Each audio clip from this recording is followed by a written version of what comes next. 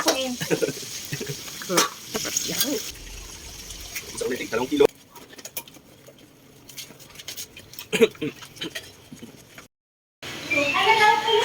Hi guys! Sa mga Team Pink dyan, ito, busy pa sila mag-prepare. Parang gusto ko matapal yung beans. Ayan. So, ayan. Meron yung blue and pink. So, diba?